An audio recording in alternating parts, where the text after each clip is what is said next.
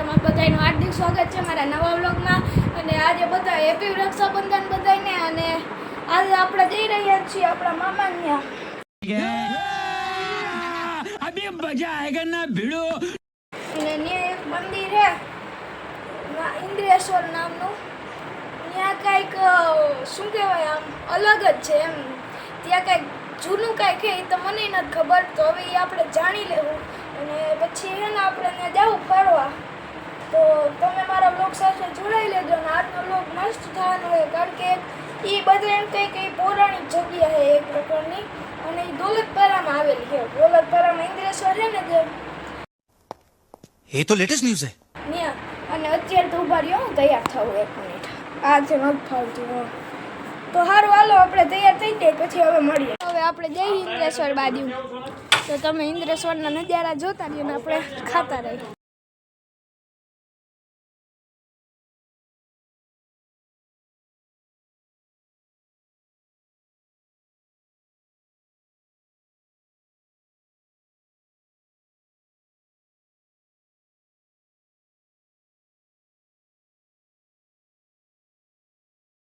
આપણે પહોંચી ગયા ઇન્દ્રેશ્વર, અને હવે તમને હું દેખાડું ઇન્દ્રેશ્વર કેવું છે।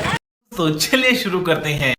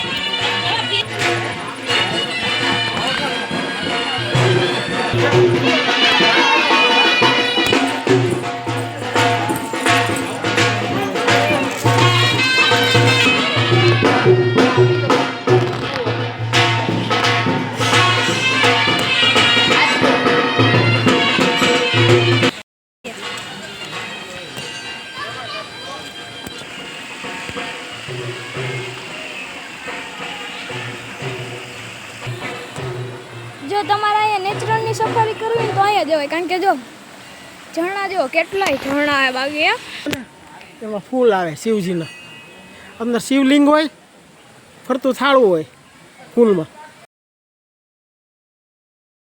હવે આપણે આવી ગયા છીએ આપણે ઇન્દ્રેશ્વરથી, અને હું તમને નહોતો કે ત્યાં એક માન્યતા છે। શિવ હતા ને એના ઉપર ભગવાન શિવ છે ને એ પ્રગટ થયા હતા। બધા એવું માને, મને તો નથી ખબર હું થયું તો હું નહીં, કારણ કે બધા એવું માને તો મેં પૂછ્યું તો એ કંઈક એવું હોય એમ। તો સારું હાલો આ વિડીયોમાં આટલું જ। હવે આપણે મળીએ નવા બ્લોગમાં, અને ત્યાં લગવી બધાને જય શ્રી રામ, જય શ્રી કૃષ્ણ, જય ચામુંડા। હમણાં રહી ગયું આ ખાટલી એવી ને જાતું તે માટે ભૂખ દે, અને અહીંયા નજારા મસ્ત થયો બાકી ચારે બાજુ। સારું હાલો કાલ